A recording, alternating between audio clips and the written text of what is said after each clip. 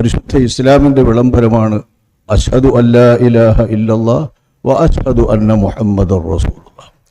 ഈ വിളംബരം ആർക്കും അലോസരം സൃഷ്ടിക്കാതെ, ഒരു പ്രയാസവും സൃഷ്ടിക്കാതെ, നിങ്ങളെല്ലാവരും ഇത് പറയുവീൻ എന്നില്ലാതെ, ഇഷ്ഹദു അല്ലാ ഇലാഹ ഇല്ലല്ലാഹ് എന്ന ആഹ്വാനമില്ലാതെ, വഷ്ഹദു അന്ന മുഹമ്മദുർ റസൂലുള്ളാഹ് എന്ന് പ്രത്യേകം നിർദ്ദേശമില്ലാതെ, അഷ്ഹദു അല്ലാ ഇലാഹ ഇല്ലല്ലാഹ് വ അഷ്ഹദു അന്ന മുഹമ്മദുർ റസൂലുള്ളാഹ് എന്ന് വിശ്വാസികൾ ഓരോരുത്തരും സ്വയം പറയുകയാണ്.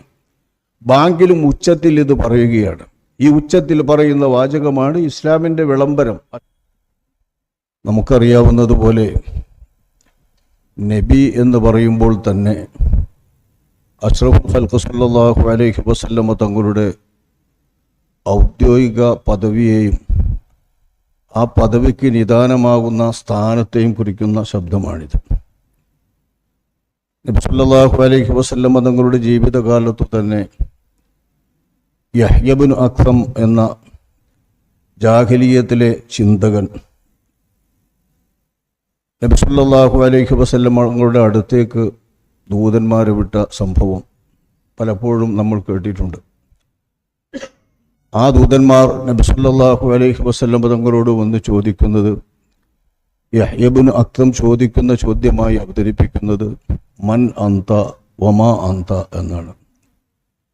നിങ്ങൾ ആരാണ്, നിങ്ങൾ എന്താണ്? ആരാണ് എന്താണ് തന്നെയാണല്ലോ ചോദ്യം. ഇത്തരം ഔദ്യോഗിക സ്ഥാനത്തിരിക്കുന്നവരെ സംബന്ധിച്ചിടത്തോളം പ്രസക്തമായ ചോദ്യം നിങ്ങൾ ആരാണ്, എന്താണ് എന്ന് തന്നെയാണ്. ഈ ചോദ്യത്തിന് നബി സല്ലല്ലാഹു അലൈഹി വസല്ലമ തങ്ങൾ മറുപടി പറഞ്ഞത്, അമ്മാ മൻ അന, ഞാൻ ആരാണ് എന്ന് ചോദിക്കുന്ന ആ ചോദ്യം, അന മുഹമ്മദ് ഇബ്നു അബ്ദില്ല, ഞാൻ അബ്ദുല്ലാഹിയുടെ മകൻ മുഹമ്മദ് എന്ന നിലയിൽ ജനിച്ചിട്ടുള്ള ഒരു മനുഷ്യനാണ്. അമ്മാ മാ അന്ത, നിങ്ങൾ എന്താകുന്നു എന്ന ചോദ്യം, അന മുഹമ്മദുർ റസൂലുള്ളാഹി എന്നാണ് അഷ്റഫുൽ ഖൽഖ് സല്ലല്ലാഹു അലൈഹി വസല്ലമ തങ്ങൾ പറയുന്നത്.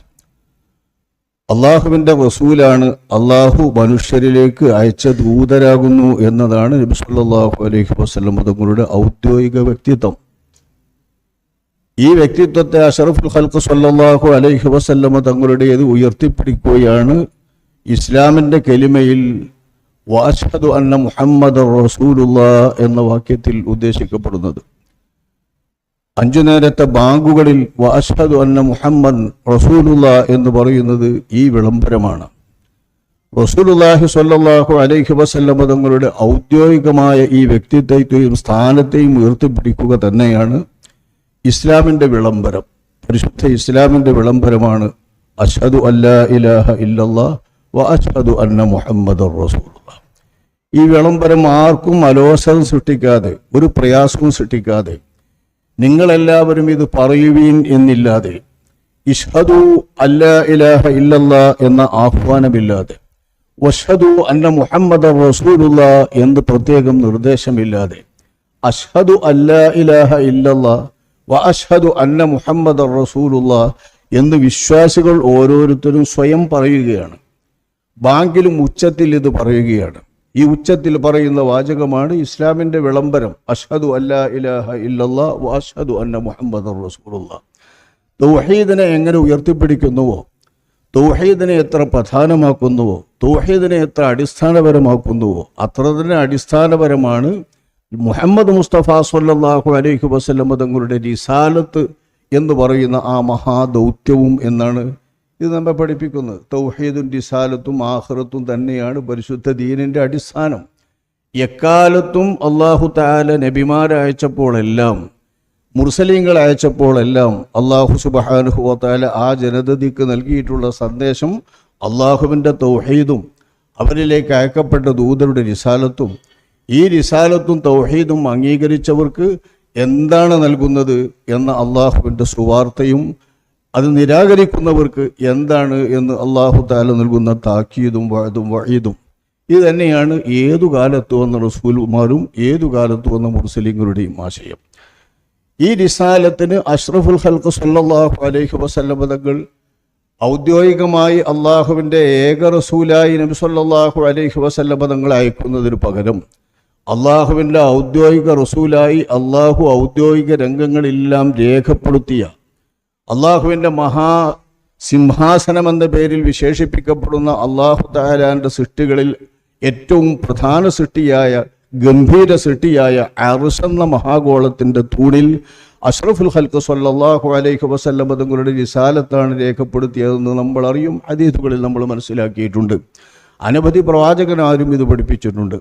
സ്വർഗത്തിൽ എല്ലായിടത്തും രേഖപ്പെടുത്തപ്പെട്ടിട്ടുള്ളത് ലാ ഇലാഹ ഇല്ലല്ലാഹ് എന്ന തൗഹീദിന്റെ വാക്യത്തോടൊപ്പം മുഹമ്മദുർ റസൂലുള്ളാഹ് എന്നാണ്.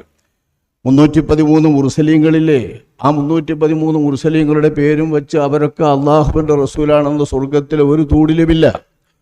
സ്വർഗത്തിൽ എവിടെ രേഖപ്പെടുത്തപ്പെട്ടിട്ടുള്ളതും സ്വർഗത്തെ കണ്ടുവന്ന നബി സല്ലല്ലാഹു അലൈഹി വസല്ലം തങ്ങൾ വിവരം അറിയിച്ചത്, സ്വർഗത്തെ ദർശിച്ച പ്രത്യേകം അറിയിപ്പ് നൽകാൻ അള്ളാഹു നിയോഗിച്ച ജിബ്രീൽ അലൈഹിസ്സലാം വിശേഷിപ്പിച്ചത് ലാ ഇലാഹ ഇല്ലല്ലാഹ് എന്ന തൗഹീദിന്റെ വാക്യവും മുഹമ്മദുർ റസൂലുള്ളാഹ് എന്ന റിസാലത്തിന്റെ വാക്യവുമാണ്.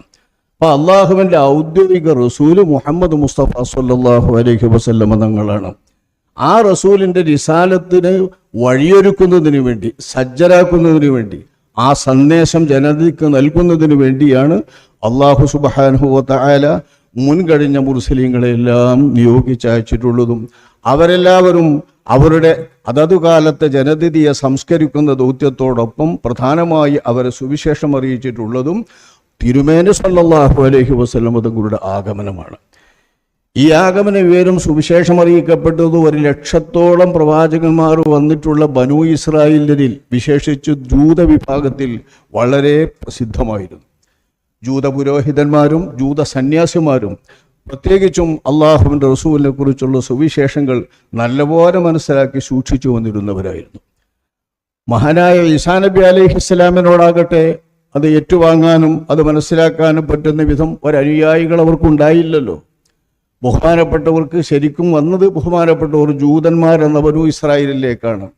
അവരദ്ദേഹത്തെ കൊല്ലാൻ വേണ്ടിയാണ് ശ്രമിച്ചത്. അദ്ദേഹത്തെ പുറന്തിരിഞ്ഞു നിൽക്കുകയാണ് അവർ ചെയ്തത്. അവരോടുള്ള കർക്കശമായ മത്സരത്തിലാണ് ബഹുമാനപ്പെട്ട ഈസാ നബി അലൈഹിസ്സലാം ജീവിച്ചിടത്തോളം ജീവിച്ചത്. അവർക്കാകെ ലഭിച്ചിട്ടുള്ള അനുയായികൾ വളരെ കുറഞ്ഞ അനുയായികൾ മാത്രമാണ്.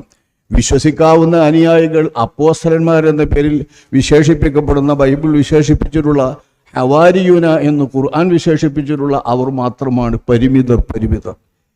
അപ്പം അവർക്ക് ലഭിച്ചില്ലെങ്കിലും, ക്രിസ്ത്യാനികൾക്ക് കൂടുതൽ ലഭിച്ചില്ലെങ്കിലും, ജൂത വിഭാഗത്തിന് മുഹമ്മദ് മുസ്തഫ സ്വല്ലല്ലാഹു അലൈഹി വസല്ലം തങ്ങളെക്കുറിച്ചുള്ള സുവിശേഷം എമ്പാടും അറിയാം. ആ വിശേഷങ്ങൾ അറേബ്യൻ ജാഹിലിയത്തിൽ ഇസ്മായിൽ നബി അലൈഹിസ്സലാമിൻ്റെ പരമ്പരയിലുള്ള അറബികൾ, അവരിലേക്കാണല്ലോ നബി സല്ലല്ലാഹു അലൈഹി വസല്ലം തങ്ങൾ അയക്കപ്പെടുന്നത്. അവരിലേക്ക് നബി സല്ലല്ലാഹു അലൈഹി വസല്ലം തങ്ങൾ അള്ളാഹുവിൻ്റെ വേദമായ ഖുർആനുമായി വരുമ്പോൾ ആ ഖുർആനിൻ്റെ ഭാഷ അവർക്ക് പരിചയപ്പെടുന്നതിന് വേണ്ടിയാണ് ഇസ്മായിൽ നബി അലൈഹിസ്സലാമിന് അള്ളാഹു തആല അറബി ഭാഷയുടെ ശുദ്ധ ഭാഷ പ്രത്യേകമായി അള്ളാഹു സുബ്ഹാനഹു വ തആല നൽകി സംസാരിപ്പിച്ചത്. ലോകത്തെ വേദങ്ങളുടെ 2 ഭാഷകൾ, ഒന്ന് ഹിബ്രു ഭാഷയും ഒന്ന് അറബി ഭാഷയും, 2 ഭാഷകളാണ്.